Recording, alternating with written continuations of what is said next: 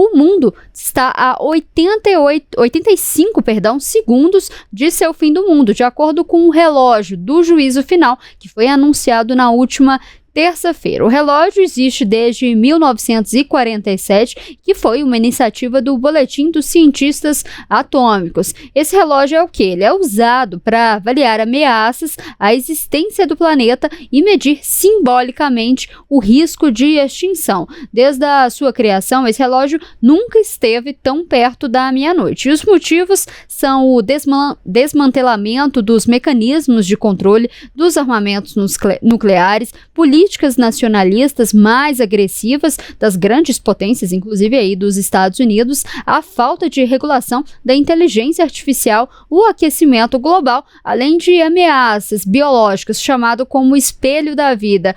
Quando a gente ouve primeiro essa notícia, Fred, a gente assusta, mas queria que você explicasse o que de fato é esse relógio do juízo final e qual que é o impacto disso? O relógio do juízo final todo ano ele é anunciado com base num conselho feito pela Federação dos Cientistas Atômicos, Boletim dos Cientistas Atômicos.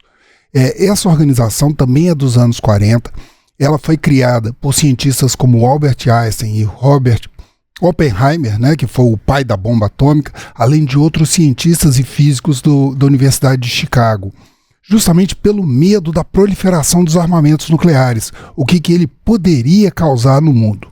Então, esses cientistas eles se reuniam para avaliar o quão o mundo estava seguro diante das ameaças que poderiam surgir. No início, ele estava muito focado exatamente nas ameaças dos arsenais nucleares. Então, ele começou mais ou menos com a medição faltando 7 minutos para meia-noite. A meia-noite seria, simbolicamente, o momento em que o mundo estaria em seu maior risco e provavelmente já caminhando para uma extinção, né, por conta de explosões nucleares, e posteriormente foram acrescentados outros riscos, principalmente a questão climática.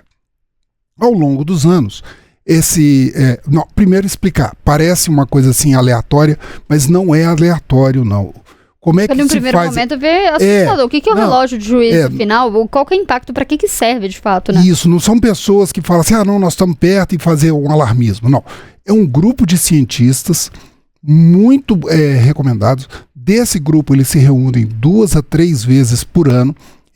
Entre eles há 8 cientistas que receberam o Prêmio Nobel. Eles fazem análise de uma série de circunstâncias, de tecnologias, de anúncios políticos, para poder fazer uma conclusão, né, comparativa ao longo dessa linha histórica, né, de quanto o mundo está perto da sua destruição. Né? Para você ter uma ideia, o mundo já esteve o mais próximo antes disso, assim, de alto risco, foi primeiro na década de 50, né, logo quando a Rússia explodiu a sua primeira bomba nuclear e posteriormente começou a corrida armamentista, e depois nos anos 80, quando o mundo chegou a ter 70 mil ogivas nucleares nos arsenais. Então a possibilidade de uma guerra era iminente. Mas, mesmo assim, naquela época, estávamos a 2 minutos e meio do juízo final, vamos chamar assim. Com certeza, Donald Trump tem contribuído muito, né, para a diminuição desse tempo, né? Sim, o anúncio, quando foi feito o anúncio ontem, foram citadas várias causas. A questão do desmantelamento dos tratados para o controle dos arsenais nucleares, políticas externas agressivas e muito militarizadas. Citou-se a questão do Donald Trump, a Rússia e a China.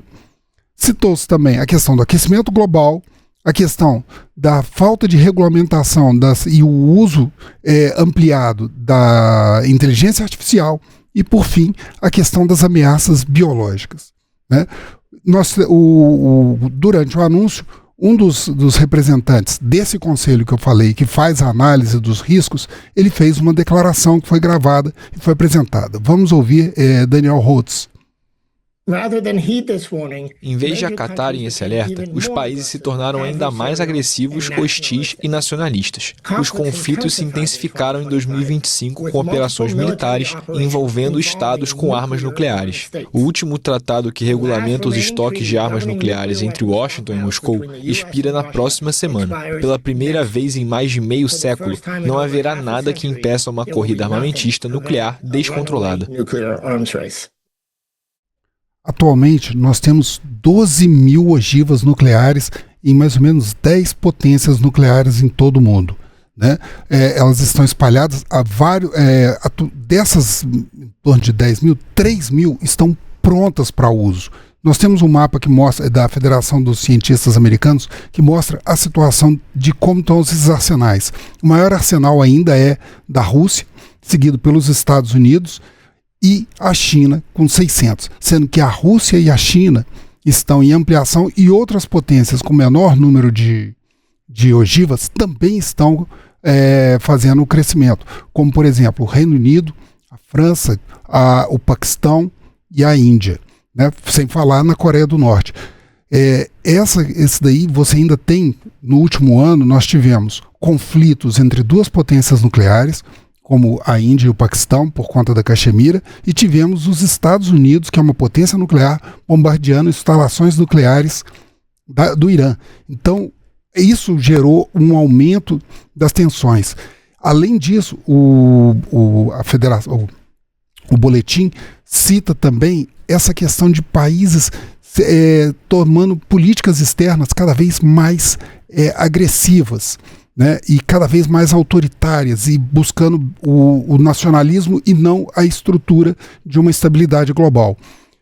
Nesse caso entra o que ele citou, que agora no próximo dia 5 de fevereiro vence o New START, que é o Tratado de Redução de Armamentos Estratégicos, que foi assinado em 2010 por Rússia e Estados Unidos, e é o último dos tratados que regulava essa convivência entre as grandes potências nucleares. Ao longo dos últimos anos, o Tratado de Armamentos Intermediários foi suspenso, o tratado que previa o banimento de testes nucleares caiu, o tratado que permitiu Open Skies, que Estados Unidos e Rússia concordavam com o monitoramento de voos sobre seus países para poder ter um controle da movimentação, mostrar confiabilidade, confiança. Todos eles foram caindo. Esses tratados, Fred, caindo tem muito a ver também ou não? Pelo esse enfraquecimento, inclusive, aí do papel da ONU também? Sim, são dois sintomas. Tanto o enfraquecimento da ONU quanto esse relaxamento dos tratados vem desse unilateralismo, dessas políticas mais nacionalistas e mais autocráticas dos países. Em alguns momentos eles foram influenciados por exemplo, por conta do conflito na Ucrânia, né? Outros momentos por decisões de países como os Estados Unidos que buscavam retomada do desenvolvimento de suas tecnologias. Esse tratado Novo START, ele prevê, nós vimos ali, a Rússia tem 4 mil e poucas ogivas, somando inclusive as que estão em processo de desmonte e desmantelamento. Mas esse tratado prevê que cada um desses dois países poderia ter somente 1.500 ogivas operacionais, 800 lançadores e 700 mísseis balísticos.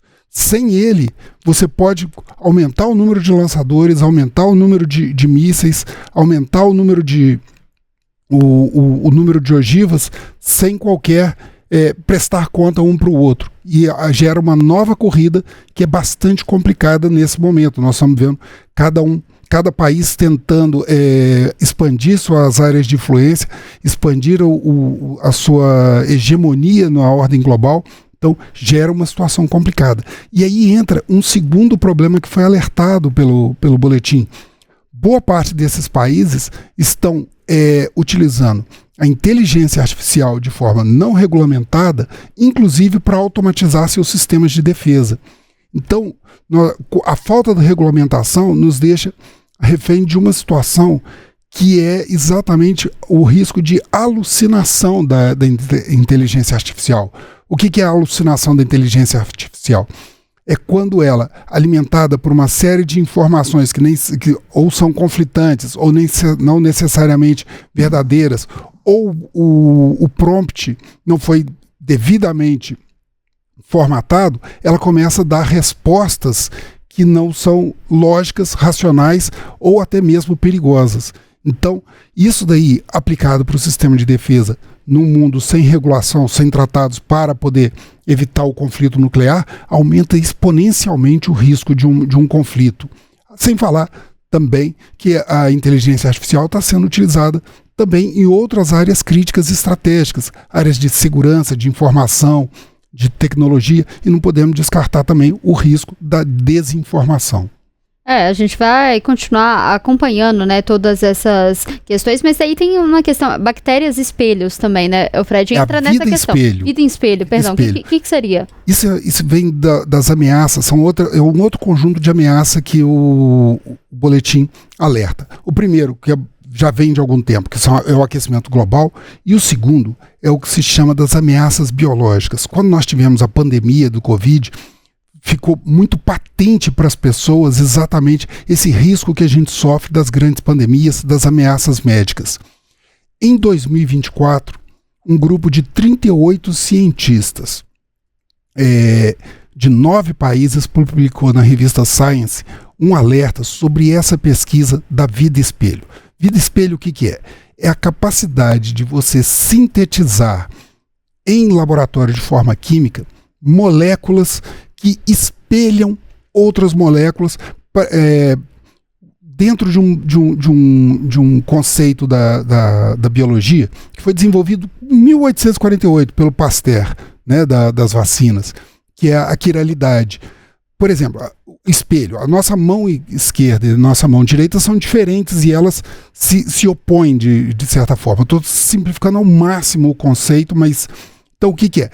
Para haver um certo equilíbrio de vida, alguns desses processos precisam ser espelhados, né? Então isso mantém uma certa estabilidade dentro dos sistemas que vão desde o DNA até a replicação das células. Por que esse conceito é importante? Uma vez que você desenvolva essa vida espelho, essas células que trabalham nesse processo, você conseguiria desenvolver medicamentos com maior duração, você conseguiria replicar e combater doenças de proliferação irregular das células, ou até mesmo você conter a ameaça das superbactérias.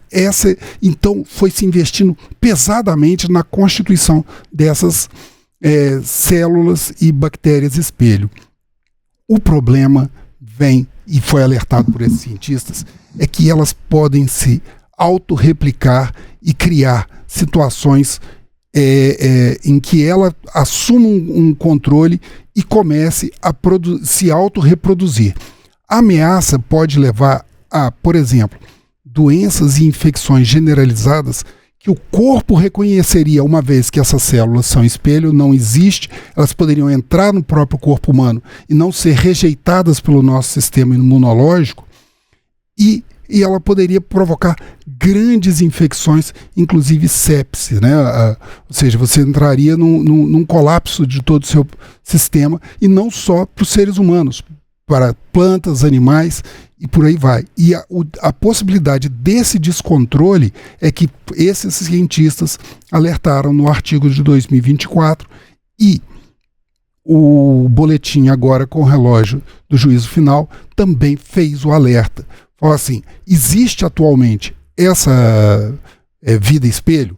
Não, mas existem pesquisas muito intensas, com bolsas financiadas com mais de 4 milhões de dólares para a produção de medicamentos, de células, etc., para o desenvolvimento médico e biológico. Então, o alerta desses cientistas é preciso estabelecer uma linha vermelha de que até que ponto a gente pode avançar nessas pesquisas sem colocar em risco, né, a saúde das pessoas ou o aparecimento de processos de saúde pública que sejam Principalmente mais depois graves. Da pandemia, eu acho que o alerta ficou muito mais forte. A gente viveu uma pandemia, né? Atingiu o mundo inteiro. Então, acho que essa questão aí atinge muito mais, né? Principalmente depois da experiência que o mundo viveu, né? Exatamente. E que mesmo depois dessa experiência, houve uma reação muito intensa, e você vê, por exemplo, o atual secretário de Saúde dos Estados Unidos, o Robert Kennedy, ele é muito ativo contra esse alerta. A tese que ele defende é uma tese contrária à tese, por exemplo, da Organização Mundial da Saúde, em que ele não defende a vacinação universal, ele não acredita que esses mecanismos não sejam combatidos naturalmente, que as pessoas possam desenvolver seus anticorpos, ou porque ele acredita que realmente algumas dessas intervenções causam mais mal do que bem às pessoas. Então, essa corrente, né, que surgiu depois da pandemia, contrária, né, de questionamento aos riscos da proliferação de ameaças biológicas e sanitárias, é que também gera uma potencialização do risco para a saúde pública. Principalmente a gente vê isso em muitos casos depois da pandemia, esse movimento, inclusive aí, anti-vacina, anti-ciência, a gente vê muitas doenças que, inclusive ali, falando até mais próximo da gente, né? Muitas doenças, principalmente em crianças, que já estavam erradicadas e agora voltaram completamente. Um caso é o sarampo, né? Você também tem a pólio. Duas doenças que você tinha programas de vacinação muito bem estabelecidos no mundo inteiro, né? Capazes de conter. E com esse movimento, né, das pessoas começarem a considerar que a vacina não era necessária ou prejudicial, foi diminuindo a cobertura e aumentando a prevalência dessas doenças, e que voltaram a aparecer em países onde elas estavam até erradicadas. É um trabalho que principalmente, né, diversos governos têm que fazer, principalmente da informação, da importância, né, da ciência e das vacinas também, para poder combater essa desinformação que muitos governantes, inclusive, insistem em ficar disseminando isso.